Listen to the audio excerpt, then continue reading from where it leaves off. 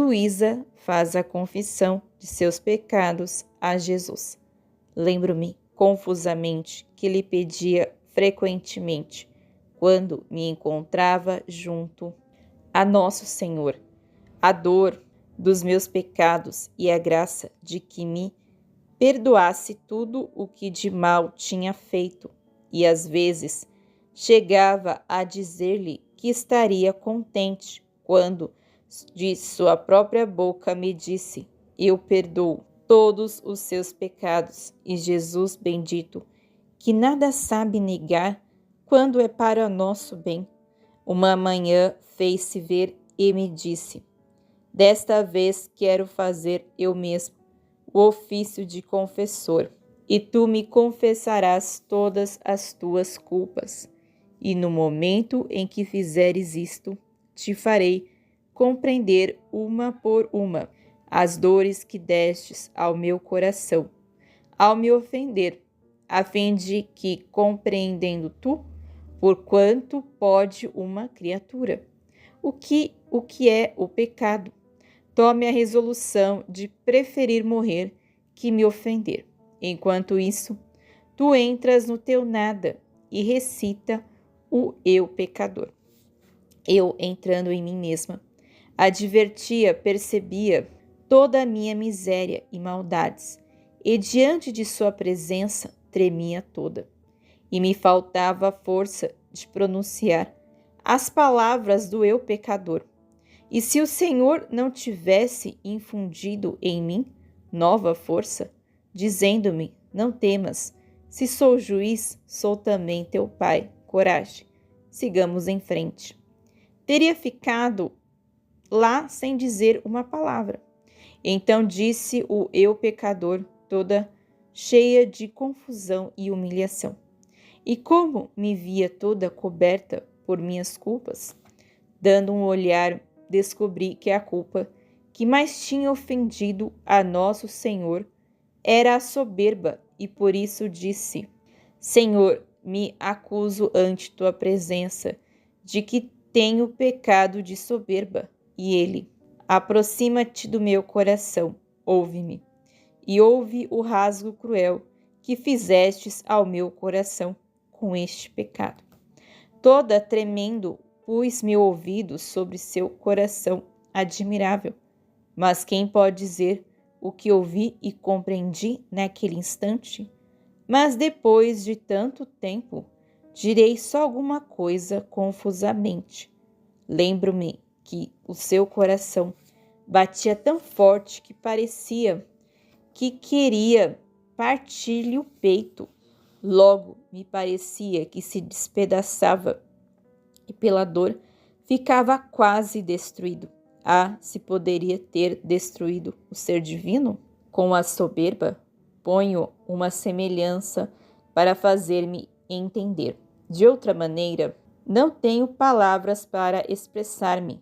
Imagine um rei e aos seus pés um verme, que elevando-se e inflamando se começa a crer alguma coisa, e que chega a tal atrevimento que, elevando-se pouco a pouco, chega à cabeça do rei e quer tirar-lhe a coroa para colocá-la sobre sua cabeça. Logo o despoja de suas vestes reais, o lança do trono e finalmente trata de matá-lo. Mas o pior deste verme é que ele mesmo não conhece seu próprio ser. Engana-se a si mesmo, pois para se desfazer dele, só se necessita que o rei o ponha debaixo dos pés e o esmague, e assim terminariam seus dias. Isso causa raiva e compaixão, e ao mesmo tempo ridiculariza o orgulho deste verme. Se isto pudesse ser dado, assim me via eu diante de Deus, o que me encheu de tal confusão e dor que me senti renovar em meu coração o rasgo que sofria o bendito Jesus. Depois disso me deixou, e eu sentia tanta pena e compreendia como é feio este pecado de soberba que é impossível descrevê-lo. Quando pensei muito bem sobre tudo isso, em mim mesma meu bom Jesus, voltou e me disse para continuar a confissão de minhas culpas. E eu, tremendo, continuei me acusando dos pensamentos, palavras, obras, causas e omissões. E quando via que eu não podia seguir fazendo a confissão pela pena que sentia de havê-lo tanto ofendido, porque tinha uma claridade tão viva diante daquele sol divino, especialmente porque nele descobria a pequenez, a nulidade do meu ser, e ficava assombrada de como eu tinha tido tanta ousadia, de onde tinha tomado essa coragem de ofender a um Deus tão bom, que no mesmo ato em que ofendia, ele me assistia, me conservava, me alimentava. E se tinha algum rancor comigo, era para o pecado que eu fazia e que odiava sumamente.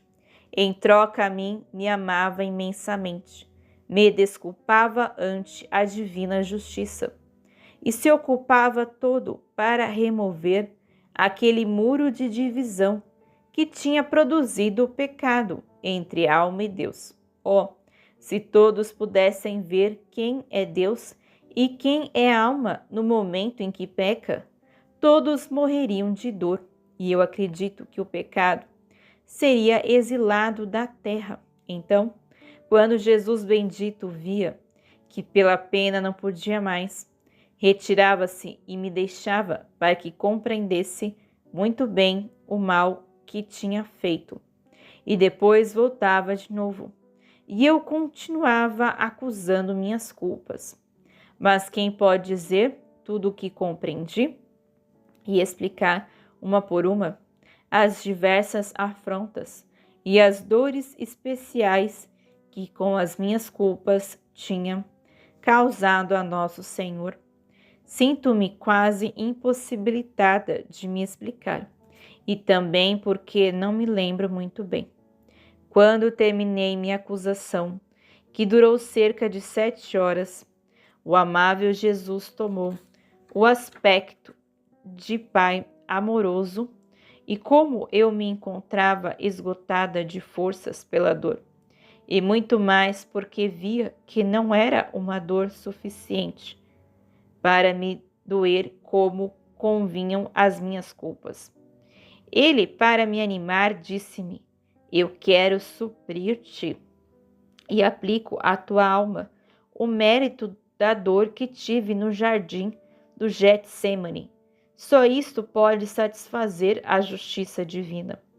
Depois de ter aplicado à minha alma sua dor, então me pareceu estar disposta a receber absolvição, toda humilhada e confusa como estava, e prostrada aos pés do bom Pai Jesus, com os raios que enviava à minha mente, tratava de me estimular principalmente a dor, dizendo, se bem não recordo tudo, grande supremo foi o mal que fiz a ti. Estas potências minhas e estes sentidos do corpo deviam ter sido tantas línguas para te louvar. Em troca, foram como tantas víboras venenosas que te mordiam e procuravam até mesmo te matar. Mas, Pai Santo, perdoa-me. Não queiras me afastar de ti pelo grande mal que cometi pecando. E Jesus, e tu, prometes não pecar mais e afastar do teu coração qualquer sombra de mal que possa ofender o teu Criador.